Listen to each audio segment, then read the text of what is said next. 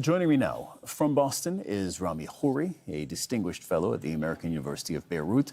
And in Tel Aviv is Dan Perry, the former chief of the Associated Press in Europe, Africa, and the Middle East. Dan, has Israel just lost its deterrence against Iran? I ask you this because Iran struck Israel for the first time without it being retaliation, right? Iran determined that it was in its best interest to launch ballistic missiles at Israel without it having been struck first.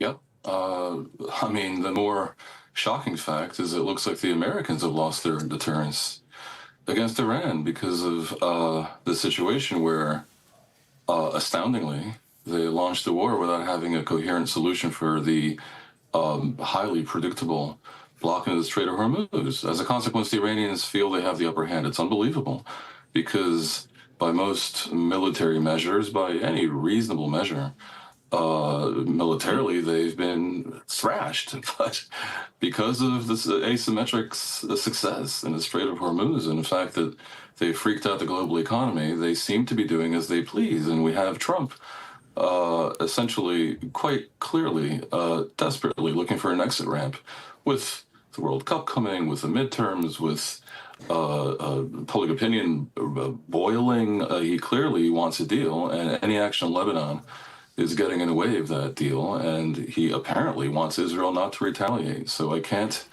disagree with your premise.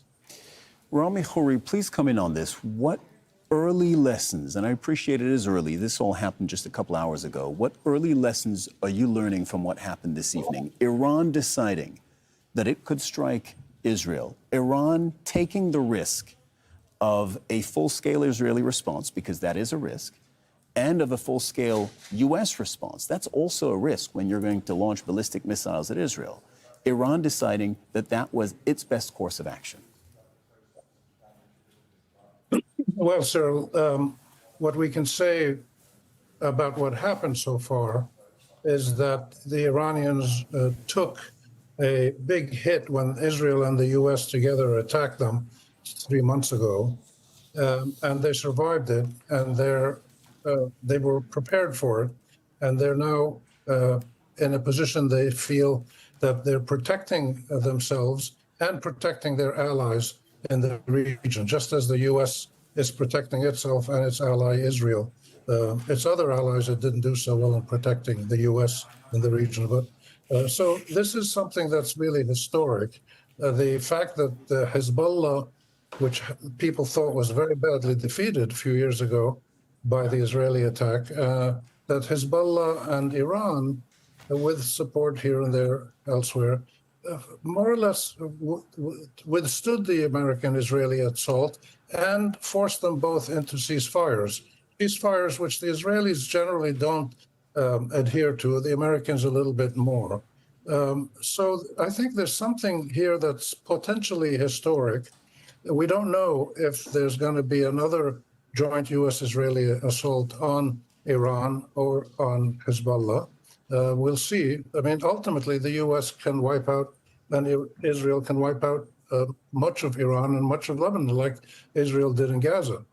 So these remain to be seen. But for the moment, what you see is people in Iran and the Arab countries who are not deterred by threats, who are not deterred by the experience of being attacked, and feel that they have to fight for their existence and their well-being and their rights.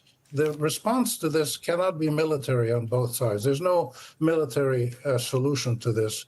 It has to be a diplomatic resolution that is fair to everybody based on international law. Dan Perry, the reporting out of the U.S. is that Donald Trump has called already the Israeli Prime Minister Benjamin Netanyahu. Donald Trump telling Axios that he was going to tell Netanyahu, do not retaliate. Iran got in its shot. You, meaning Netanyahu, got in your shot at Hezbollah and Dahieh. Both of you have done what you wanted to do. Now end it there. If that is indeed what the U.S. president tells the Israeli prime minister on the phone, will Netanyahu have to comply? Yes. Generally speaking, yes. The issue is that even though Israel's dependence on the U.S. has always been the case, I mean, certainly when it comes to prolonged and total kinetic warfare, and in general for diplomatic protection.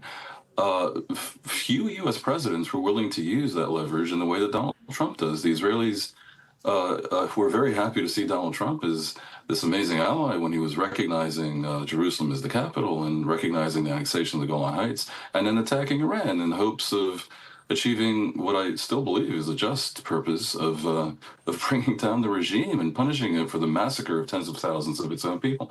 All that was very nice. But when Trump decides that he's had enough and he walks away and he forces Israel to comply, of course, then there is a lot of concern and hand-wringing about the loss of autonomy. And here you are asking me, has Israel lost its deterrence? None of this is new. The only thing that's new, really, is that Trump is going to deploy the leverage, because that's Trump. And Trump has got to be Trump.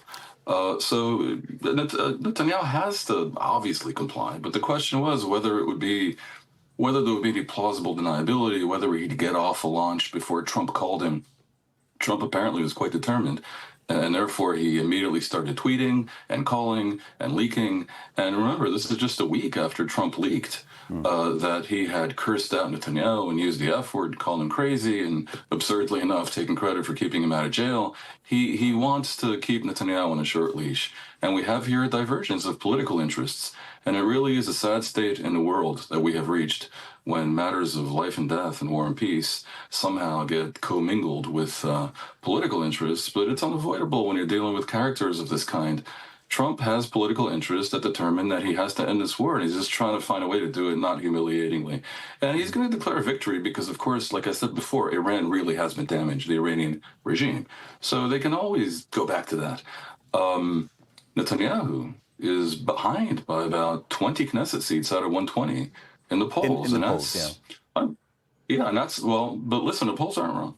I have been following the polls in Israel for 30 or 40 years, I got to tell you. And they're generally correct. Within 1 or 2 seats, Netanyahu will lose this election if it's actually held, unless something happens. Now, a return to the war is something. And it enables him to still hope for a monumental victory, for some paradigm shift, for a black swan event. And therefore, that probably is what's driving Netanyahu. And clearly, therefore, he's at loggerheads with Trump. Rami Khoury in Boston, you were telling us a moment ago that ultimately there's going to have to be a diplomatic solution. Now, Donald Trump has just a short while ago told the Financial Times that Netanyahu will have, quote, no choice but to accept a U.S. deal with Iran. So that clearly is Donald Trump's priority. That's what he wants to get to. And it was 2 weeks ago, almost to the day, that Donald Trump wrote on his Truth Social, I've spoken to regional leaders, and there's going to be a memorandum of understanding. We're about to sign it. But there's been no signature. There's been no memorandum of understanding so far. There's been no pause of the war, really. I mean, there is a ceasefire, but there's been no peace deal. Do you think that ends up happening? And do you think that is around the corner, despite what we've seen this evening? I don't think it's around the corner. I think there will be ultimately some kind of non-violent, non-military ending to this war. But getting to an agreement is going to be difficult because there are so many contests, so many confrontations, all converging inside Lebanon. And you see internally in Lebanon, there's confrontations between Iran and the Lebanese government, between Iran and Israel, between the Israeli people and the Israeli government, between Netanyahu and Trump. There are so many, and others across the region as well. And this is because what we're seeing is the culmination of almost a century of politics and imperialism and warfare and all the terrible things that have gone on in the Middle East, most of which, in one way or another, or at least many of which, relate to the core issue of Palestine, the inability of the Palestinians to achieve their peaceful national rights, and the Arab-Israeli conflict, and it grew, and Iran got pulled in, and Lebanon got pulled in, and others. So I think a resolution and ending this war is going to happen. Hopefully, it'll happen in a way that will then kickstart a regional international process of negotiating a peaceful resolution of the Palestinian Zionist conflict and the wider Arab-Israeli conflict, so that both sides can live and peace and justice and equal rights simultaneously, not the old imperial pattern where the Israelis got everything, and if the Palestinians behave, they get a little bit. They're trying to do that with Hezbollah now. May I respond, by the way? A new set of rules. Dan, okay, fine. Dan, go ahead, but I need you to keep this short, please. I will. Look, obviously, I too am, like Rami, no fan of the current situation, but I do have to take exception to a few things. Iran didn't get dragged into the Israeli-Palestinian thing. After 1979, Iran implicated itself and turned itself into a death to America and death to Israel cult. Iran is not being attacked. The Iranian regime is being attacked, and the Iranian regime is detested by most of the people of Iran. Lebanon is not being attacked. Hezbollah is being attacked, and Hezbollah is the proxy of Iran that is a total affront to the sovereignty of the people of Lebanon. And therefore, Lebanon itself and the Lebanese government want Hezbollah gone.